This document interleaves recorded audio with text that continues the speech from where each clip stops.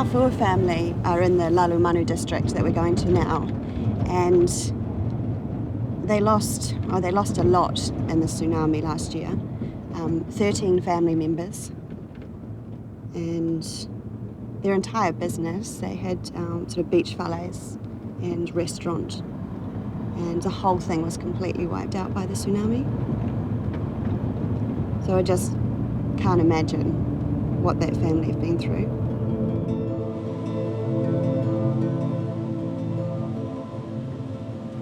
As we enter the Lalumanu district, the devastation is still clearly visible.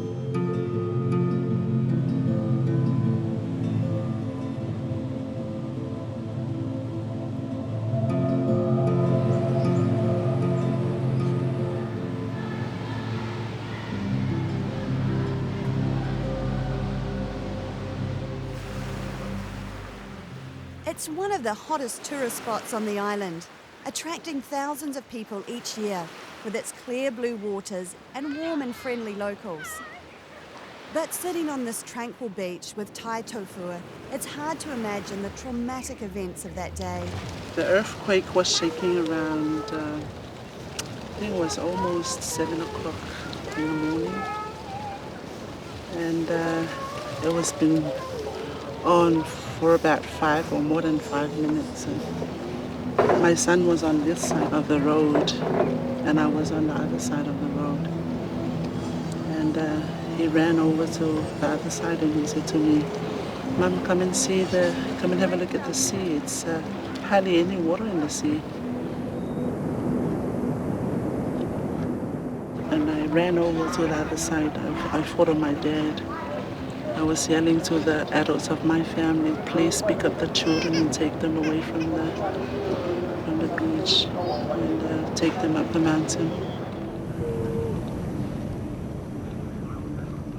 I will try my best to help my father, to save my father's life. So when I got at the back of the house and I saw the second wave came, it came on the top of the electrical posts and break on the top of our house, living house, was the other side of the road. And I was stuck in the water for about 15 minutes or more than 15 minutes. So when I was down the water, I have no idea how I survived.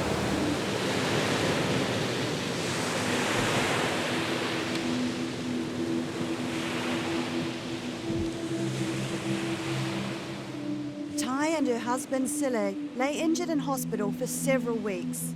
They were drip-fed one piece of tragic information after another. Tai's 97-year-old father had drowned, and then the body of a 9-month-old baby was found, Tai's son. Both are buried at their new family home up in the hills.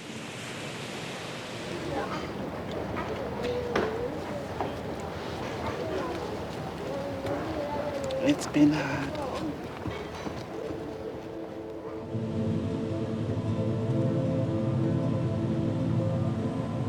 Some people in the area live with lingering grief and a deep fear of the ocean.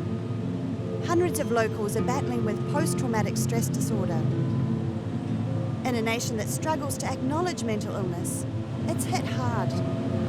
Only people, yes, I think they still need counseling and stuff, and only people, and the young ones as well.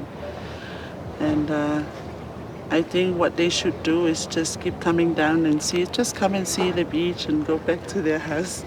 I have my auntie. It lives close by to me up the mountain, and she is really scared.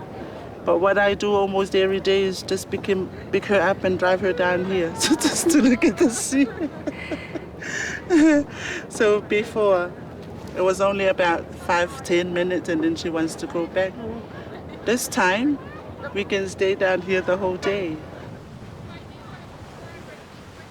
Traditional Samoans feel these resorts serving alcohol are an affront to God, and that the tsunami was some kind of divine intervention. Other people say that it's because the tourists, brought whatever they thought of the tourists bringing in the country. And that's why we got affected on this side, because most of the beach valleys and resorts are on this side. There's some other Samoan people, they just like pointing their finger to us. But if it's happened, it's happened. It's a disaster, it's the natural disaster. It's nothing else I could explain it. The job of rebuilding the resort, their livelihood, has been a huge part of the healing process. The first guest we have, it's the couple from New Zealand. They came just to sightsee in the country. The fourth one was finished, and they wanted to take that one for the nights. It was like people coming in to force the fellas to and it's a very good feeling though. The Tofua family have witnessed the wrath of Mother Nature. While some tourists want to stay on the beach, Tai and Silly realise that some are wary of the ocean and are building alternative whales and their own home high in the hills. Well, I suppose it has been a great challenge for us, but our main concern is to move forward. We thought it would help us to forget about the tsunami and the devastation of the tsunami, including the loss of our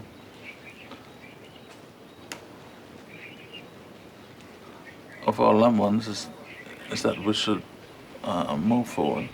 So when we were thinking about the rebuild, we were also thinking about how we can help the community to move forward. Many of the injured people that are during the tsunami, many of our workers down there are actually handpicked, because our thought is to hire the people from the worst affected families.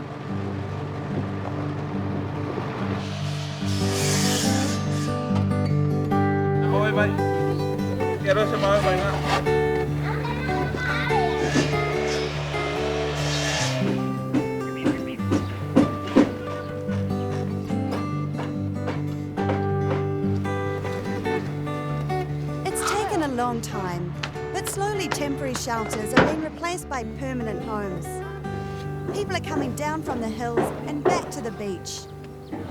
Our villagers just started to bring those shelters down. You may notice there's one over there. It's, I think, the scare of the tsunami made them not wanting to come back to the beach. But I suppose the rebuild that we are doing has given them confidence. And so some of them, instead of building up here, they've come down again and rebuilt. It's been good in some ways too. It's just to give you an idea how to live in life. And after the tsunami, we didn't have anything, even a house to live, nothing. So it was like a start right from the beginning. We have found a lot of experience from it, how to survive, in these difficulties.